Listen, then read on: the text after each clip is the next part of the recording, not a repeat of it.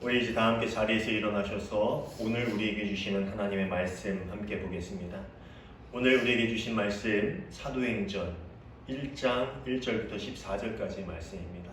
사도행전 1장 1절부터 14절까지의 말씀을 제가 받들어 읽겠습니다. 데오빌로여, 내가 먼저 쓴 글에는 무릇 예수께서 행하시며 가르치시기를 시작하심부터 그가 택하신 사도들에게 성령으로 명하시고 승천하신 날까지의 일을 기록하였노라.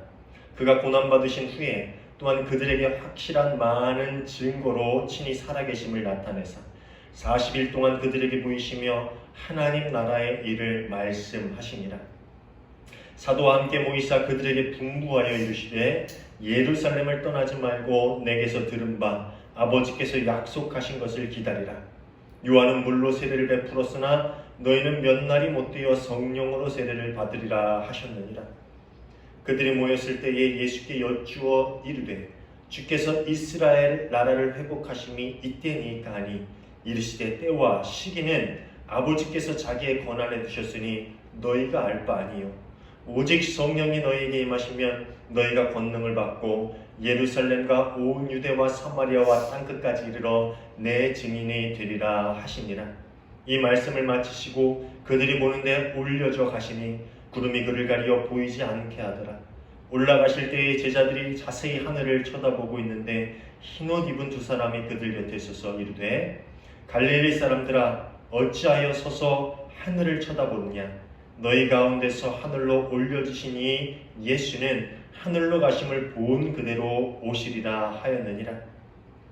제자들이 감람원이라 하는 산으로부터 예루살렘에 돌아오니 이 산은 예루살렘에서 가까워 안식일에 가기 알맞은 길이라.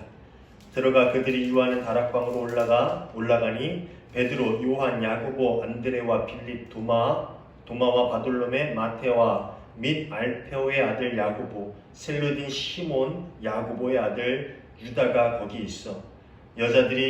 여자들과 예수의 어머니 마리아와 예수의 아우들과 더불어 마음을 같이하여 오로지 기도에 힘쓰더라. 아멘. 이는 하나님의 말씀입니다. 자리에 앉아주시기 바랍니다. 오늘도 주님의 평화가 예배하는 우리 모두에게 함께하기를 간절히 소원합니다. 오늘부터 우리 사도행전의 이야기를 같이 살펴보기를 원합니다. 그래서 1장부터 28장까지 사도행전의 이야기를 함께 보면서 우리 사도들의 발자취를 쫓아가 보기를 원하는데 이미 성경 공부를 하신 분들은 잘 아시겠지만 앞으로 우리가 볼 사도행전의 저자는 이미 복음서에 나와 있는 누가입니다.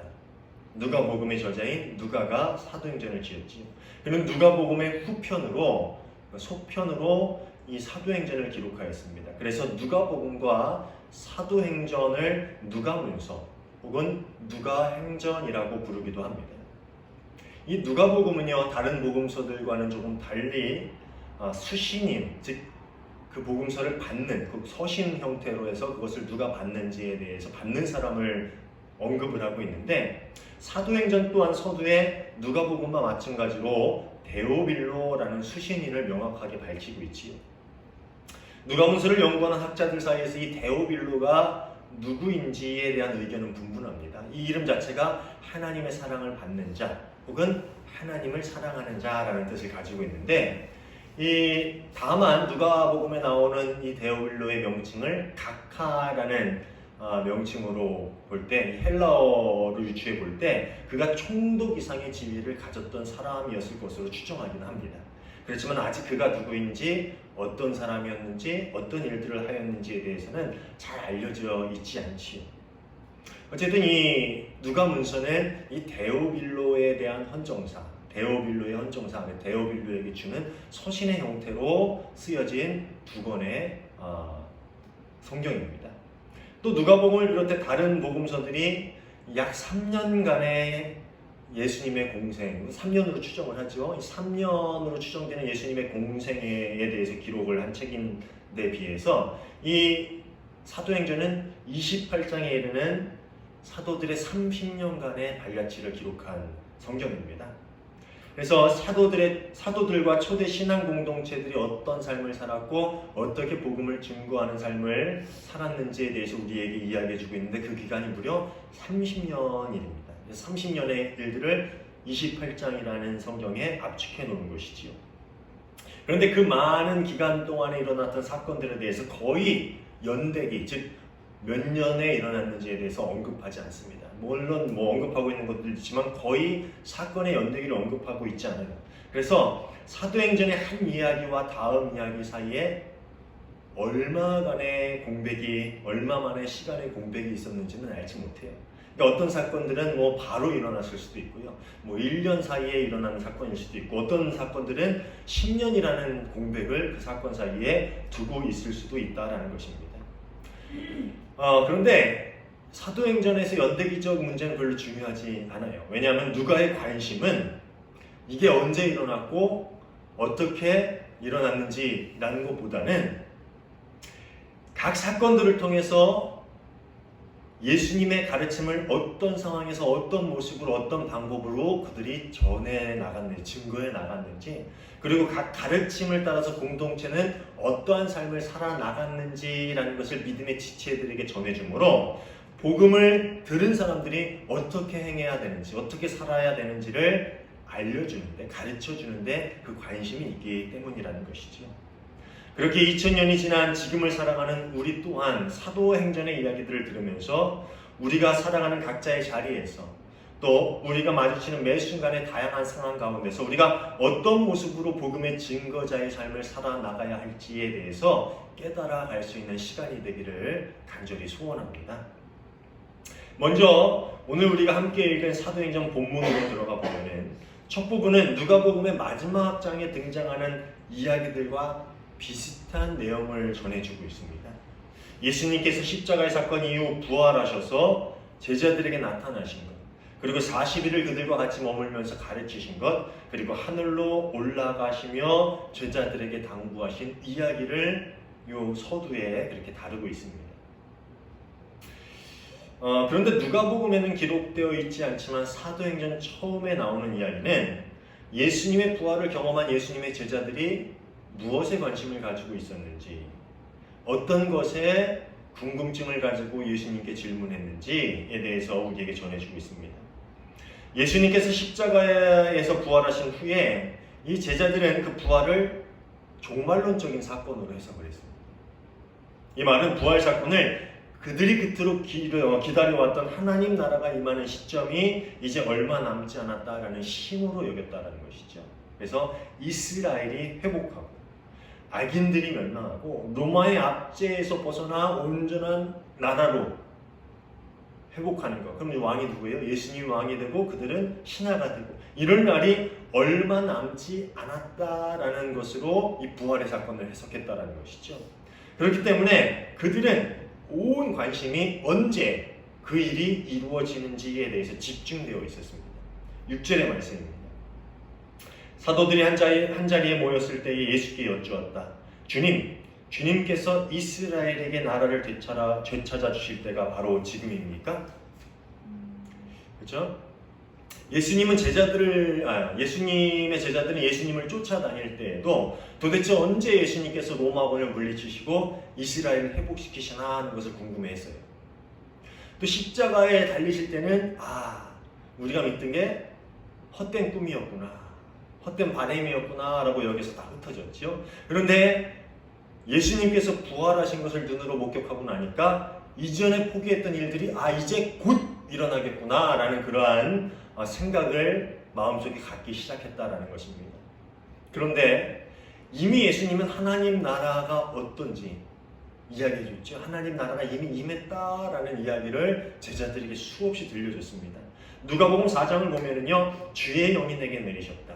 주께서 내게 기름을 부으셔서 가난한 사람들에게 기쁜 소식을 전하게 하셨다라는 그 이사야의 말씀을 인용하시죠. 즉 메시아가 이 땅에 오시면 어떤 일들이 일어나게 되는지에 대해서 이야기한 이사야의 말씀을 읽어주십니다. 그렇죠? 그리고 그것을 읽으신 후에 뭐라 그랬어요? 사람들에게 이 성경 말씀이 너희가 듣는 가운데 오늘 이루어졌다. 이 말이 뭐예요? 이미 메시아가 오심으로 하나님 나라는 시작되었다라는 이야기죠. 또 누가복음 17장을 보면은요, 천국, 즉 하나님 나라에 대해서 말씀하시면서 보아라, 하나님 나라는 너희 가운데 있다라고 말씀하셨죠. 이게 다 누가복음에 나오는 이야기예요. 사도행전의 같은 저자인. 이 말씀은 예전에 제가 이야기했는데 천국이 우리 마음 안에 있다, in you라는 말씀이 아니라 among you라는 거예요. 그러니까 나 예수가 이 땅에 와서 너희의 사이에 있는 것이 이미 하나님 나라가 시작된 것이다 라는 그런 말씀을 하고 계신 것입니다. 그러니까 예수님께서는 끊임없이 이미 하나님 나라가 시작되었다, 하나님 나라는 너희가 꿈꾸는 이 땅의 나라가 아니다 라고 말씀하셨는데, 제자들은 부활 후에도 여전히 그 꿈을 가지고 그때가 이제 온 겁니까? 아니면 조금 더 기다려야 됩니까? 지금이 바로 그때입니까? 이런 질문을 예수님에게 던지고 있다는 것이죠. 그런데 예수님의 대답은 그들이 이야기하는 마지막 때 하나님 나라의 완성이 무엇인지에 대해서 설명하지 않습니다. 아니야, 그게 하나님 나라가 아니라 이게 얘기하는, 내가 예전에도 얘기했잖아 너희한테, 이렇게 말씀하시는 게 아니에요. 뭐라고 말씀하시는지 한번 볼까요? 7절입니다. 때나 시기는 아버지께서 아버지의 권한으로 정하신 것이니 너희가 알 바 아니다. 이 말씀은 지금 이 순간 너희가 집중해야 될 것이 무엇인지 너희는 알아야 된다. 물론 하나님 나라에서 오해하고 있는 것은 언젠가 그들이 성령을 받고 사역을 해나가시면서 해가 나가면서 풀리게 되겠죠. 그래서 그것을 이야기하신 게 아니라 하나님 나라가 어떤 건지 다시 설명하기보다는, 야, 진짜 집중해야 될 게 무엇인지를 들어봐. 때가 아니야.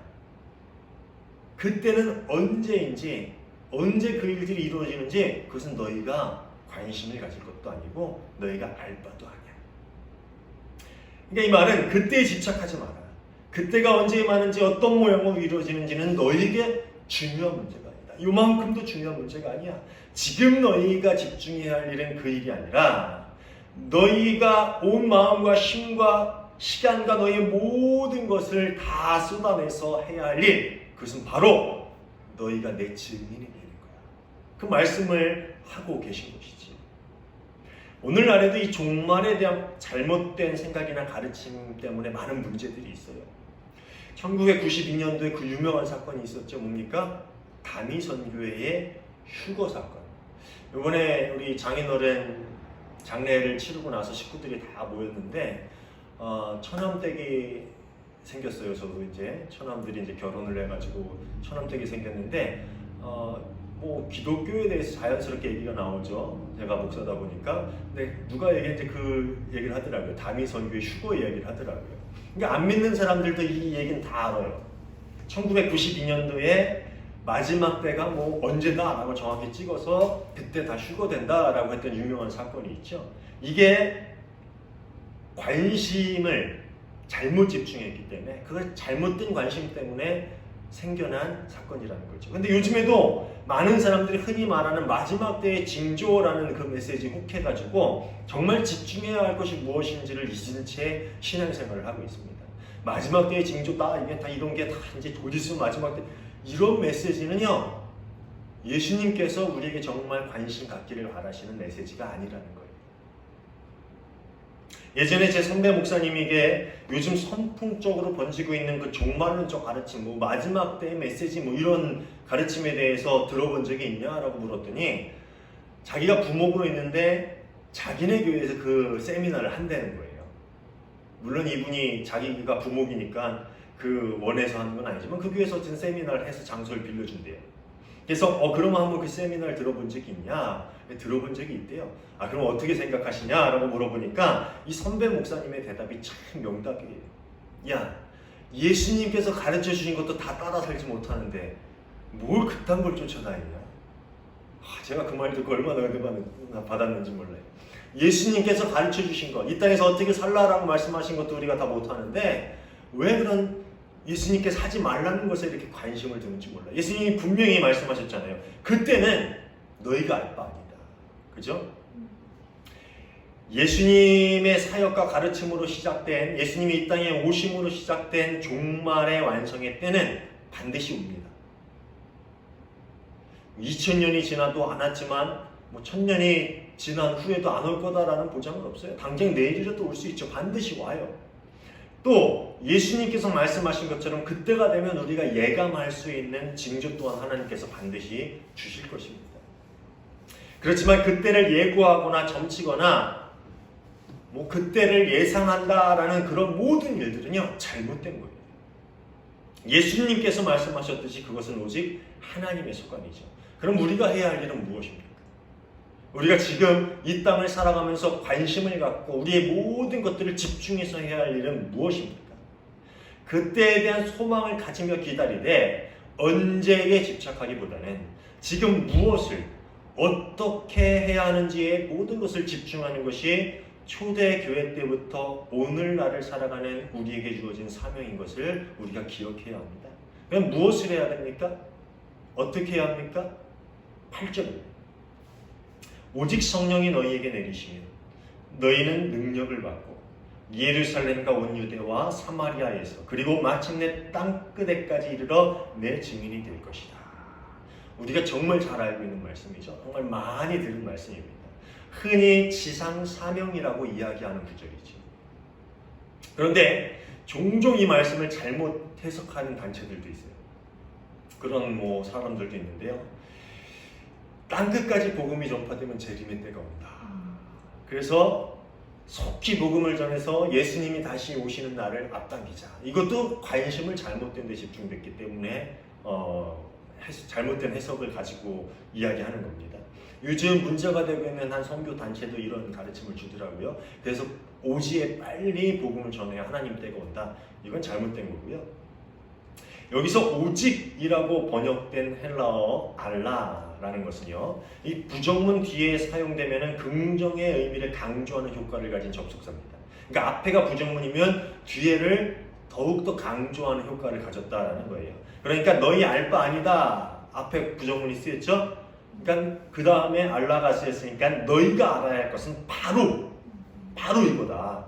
그러니까 예수님의 가르침의 강조점이 어디에 있는지 알려주기 위해서 사용된 단어예요. 그러니까 예수님은 제자들에게 이렇게 말씀하신 거예요. 그때가 언제인지 집착하지 말고 너희가 권능, 즉 성령의 능력을 받고 이제부터 내 증인으로 살아야 하는 것. 바로 이것이 너희에게 주어진 가장 중요한 삶입니다. 이것에 너희가 집중해야 된다라고 이야기해주고 계신 것입니다. 신학적으로 우리가 지금 살아가고 있는 이 시기를 이미와 아직 사이의 중간기라고 부릅니다. 좀 판타지 소설 같죠? 이미와 아직 사이의 중간기. 근데 이게 뭐냐면은 예수님의 오심으로 이미 종말의 때는 시작이 되었어요. 그리고 재림은 아직 오지 않았죠? 그래서 재림의 완성을 기다리고 있는 시작된 종말과 아직 오지 않은 종말의 그 중간기를 우리가 살아가고 있다는 것이죠. 그리고 예수님께서 하늘로 올라가시고 다시 이 세상에 임하실 때까지 이 중간의 시간은 우리에게 증거자가 되어서 많은 이들에게 그리스도의 복음을 전하라고 주어진 그러한 시간들이라는 것입니다. 그냥 마지막 때가 언제인지, 오늘인가 내일인가 다음인가 이것을 기다리라고 그때를 언제인지 계속 고민하라고 한 게 아니라 그 시기에 너희가 정말 내 사명이 무엇인지 집중해라. 그게 뭐예요? 복음의 증거자가 되라. 그래서 우리에게 주어진 시간이라는 것이지. 그렇기 때문에 우리의 삶의 이유 그리고 교회의 존재 목적은 증언하는 데 있다고 해도 과언이 아닐 거예요. 교회가 왜 있냐? 복음을 증거하기 위해서 교회는 있는 거죠. 그리스도인이 왜 사냐? 그리스도를 전하기 위해서 사는 것이죠. 그것이 존재의 목적이라는 것입니다. 존재의 이유라는 거죠. 사랑하는 여러분, 지금 우리 교회와 우리 그리스도인들이 그 사명을 잘 감당하고 있습니까? 우리 이 사명에 집중하고 이 증언의 사역을 우리 삶의 모든 우선순위로, 모든 것의 우선순위로 삼으며 살아가고 있는가라는 것을 한번 고민해 봐야 합니다. 코로나로 인해서 많은 교회들이 재정적인 어려움을 겪고 있다라는 이야기를 들었습니다. 그런데 안타까운 소식 중에 하나는 교회의 재정이 어려워지면서 가장 먼저 줄이는 것이 선교비다라는 이야기를 들었습니다. 선교비 지출을 줄인다는 이야기를 들었는데요. 선교, 즉 복음을 전하는 게 아까 뭐라 그랬어요? 교회의 존재 목적이라고 했죠. 그리고 그리스도인이 이 세상을 살아가는 이유입니다. 그런데 경제적인 이유 때문에 선교를 소홀히 여긴다는 것은 본질적인 부분을 잃어버리는 게 아닐까라는 생각에 좀 안타까운 마음이 들었습니다. 이 말씀을 준비하면서 올 한 해 우리 하원교회는 비록 좀 많이 부족하고 작은 교회이지만 선교비를 늘려야겠다는 생각을 좀 해봤어요.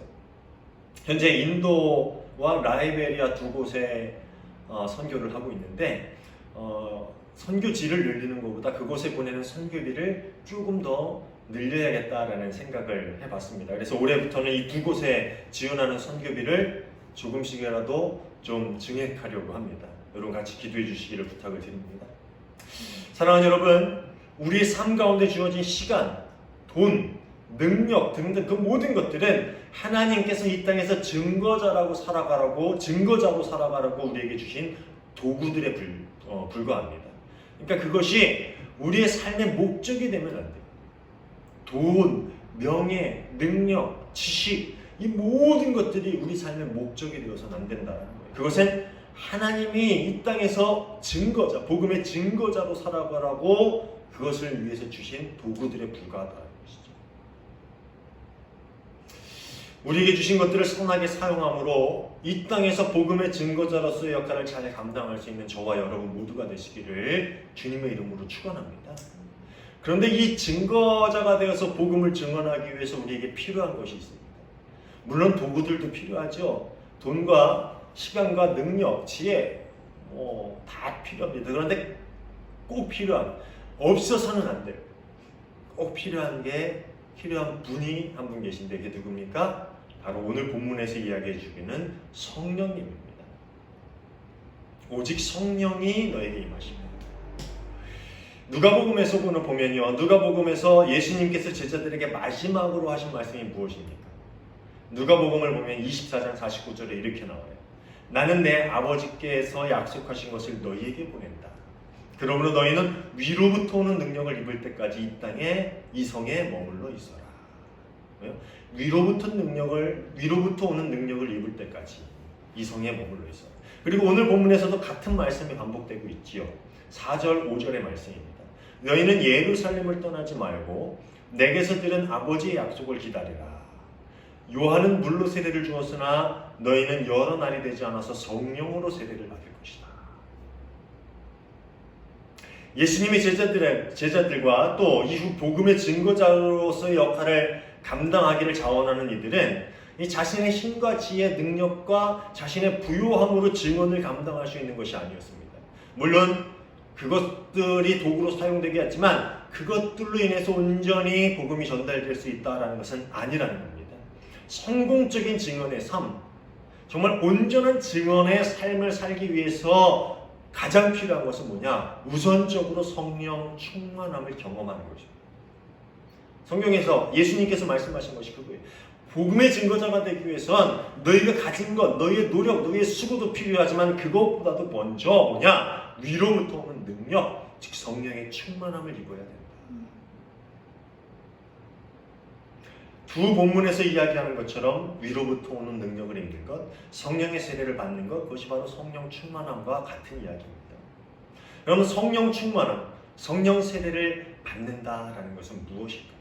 참 어려운 문제죠. 한 권의 책으로 쓰여질 만큼 여러 권의 책이 있을 만큼 참 쉽지 않은 문제인데 오늘은 좀 한 가지만 좀 이야기해 보려고 합니다.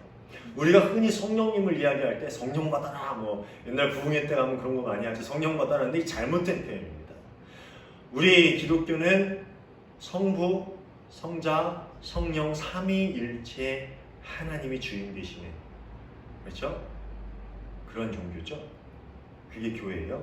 근데 성령 받아라, 예수 받아라, 하나님 받아라 이런 말 안 쓰잖아요. 성령 받아라는 잘못된 거예요. 삼위일체의 위격이 하나님이기 때문에 이건 잘못된 표현이에요.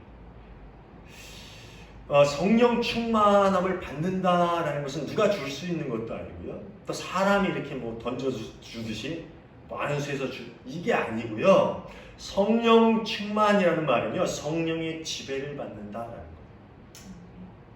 성령님이 우리의 삶의 주인이 되시는 삶, 그것이 바로 성령 충만한 삶이다라는 것입니다. 이 톰 라이트라는 신약학자는 사도행전의 서두의 이야기들이 갖는 의미에 대해서 이렇게 이야기합니다. 누가는 첫 문장을 통해 이 책 전체에서 가장 중요한 것 한 가지를 우리에게 말해준다. 그것은 곧 이 책이 예수님이 계속해서 행하시고 가르치는 일에 대한 기록이라는 것이다.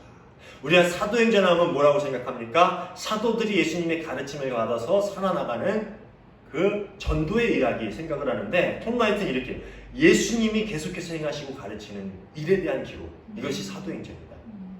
그러니까 사도행전은 단순히 사도들의 머릿속에 있는 기억의 하나님이, 그 기억의 예수님, 그 기억 속에 머물러 있는 예수님이 아니라 사도들과 초대교회의 일원들을 통해서 계속 그들의 삶을 통해, 그들의 말을 통해, 그들의 사역을 통해 계속 행동하시는 예수님을 이야기하고 있는 성경이다. 그런 뜻으로 이야기한 겁니다. 그러니까 증거자가 된다는 것은 우리의 삶을 통해 예수님이 일하시도록 우리 자신을 내어드리는 삶, 그것이 성령 충만한 삶이라는 것입니다. 고린도전서 6장 19절을 한번 볼까요? 여러분의 몸은 여러분의 안에 계신 성령의 성전이라는 것을 알지 못합니까? 여러분은 성령을 하나님으로부터 받아 모시고 있습니다. 여러분은 여러분의 자신의 것이 아닙니다.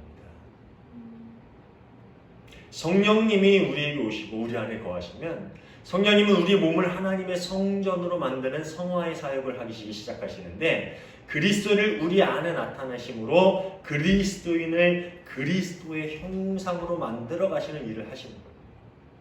그리고 이렇게 하실 수 있도록 자신을 온전히 내어놓을 때 우리는 비로소 증거자로서의 삶을 살아갈 수 있다는 것이죠.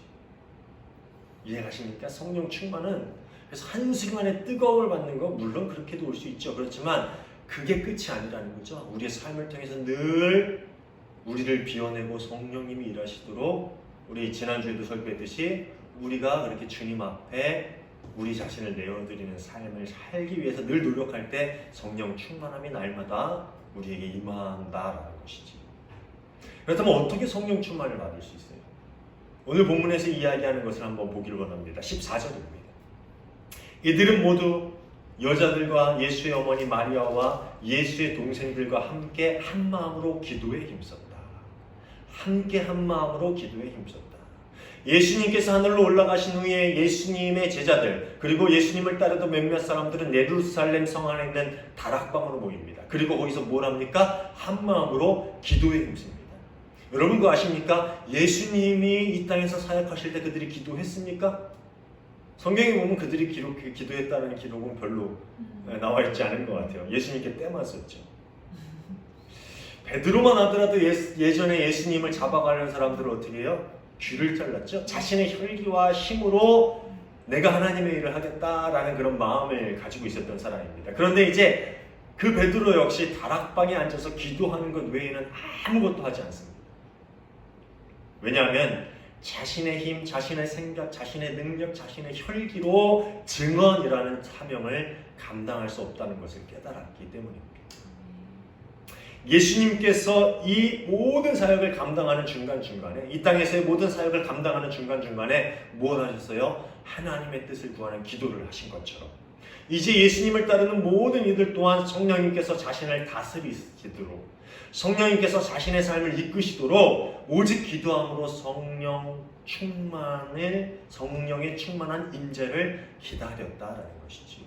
아까 얘기했죠. 자신을 비우고 성령님이 우리 안에 들어오시게, 우리의 삶을 전체를 이끌어 가시게 하는 게 성령 충만입니다. 그러기 위해서는 우리가 하나님 앞에 서서 기도함으로 하나님을 대면하고 우리 자신을 비워내고 우리가 아무것도 아님을 깨닫는 그 시간, 기도, 묵상의 시간들이 필요하다는 것이지. 예수님께서 마지막으로 우리에게 주신 사명인 복음의 증언은 오직 하나님 앞에 섬으로 우리 자신을 하나님 앞에 내어놓음으로 성령님께서 우리 안에 일하시도록 해야만 감당할 수 있는 사역이다라는 것입니다. 사랑하는 여러분, 2000년 전 예수님의 오심으로 그리고 하늘로 올라가심으로 시작된 하나님의 나라가 예수님의 재림으로 완성되는 그날까지 그 중간의 시간들을 살아가는 우리에게 주어진 복음의 증거자로서의 사명을 온전히 감당할 수 있는 우리 모두가 되기를 바랍니다. 그렇지만 그 모든 일들을 우리의 의도가 먼저 앞서고 우리 힘과 우리 지혜가 생각이 먼저 앞서고 우리 혈기가 먼저 앞서는 것이 아닌 오직 성령님이 우리를 통해서 일하시는 성령의 능력으로 행할 수 있기를 간절히 소원합니다. 우리 모두의 삶을 통해 일하시기를 원하시는 성령님께 우리를 온전히 드리며 우리 입술과 우리의 삶을 통해 복음의 증거자로서의 역할을 잘 감당하며 살아갈 수 있는 저와 여러분 모두가 되시기를 주님의 이름으로 축원합니다. 기도하겠습니다. 하나님 감사합니다. 예수 그리스도를 이 땅에 보내주심으로 하나님 나라를 시작하시고 또 성령님을 이 땅에 보내주심으로 우리가 성령님의 능력으로 그 모든 사역에 동참하게 하시고 증거자가 되게 하심에 감사를 드립니다. 저희가 아무것도 아님을 늘 깨닫기를 원합니다. 우리가 처음에 찬양하였던 것처럼 내 안에 있는 더러운 것들, 보잘것없는 것들을 온전히 깨닫고 내 힘과 능력으로 할 수 없습니다. 성령님 나를 통하여 일하여 주시옵소서라고 우리 자신을 내어놓고 기도함으로 성령이 우리 안에서 일하고 우리가 온전히 성령의 능력으로 복음의 증거자로서의 삶을 살아갈 수 있는 주님의 복된 자녀들 다 되게 하여 주시옵소서. 우리에게 주신 사명, 증언이라는 사명을 우리 삶 가운데 모든 것에 우선순위로 놓고 모든 것 위에 우선순위로 놓고 그 사명을 온전히 감당해 나갈 수 있는 저희 모두가 되게 하시고 이 땅의 모든 교회들 다 되게 하여 주시옵소서. 늘 우리 삶 가운데 역사하시는 예수 그리스도의 이름으로 기도하옵나이다. 아멘.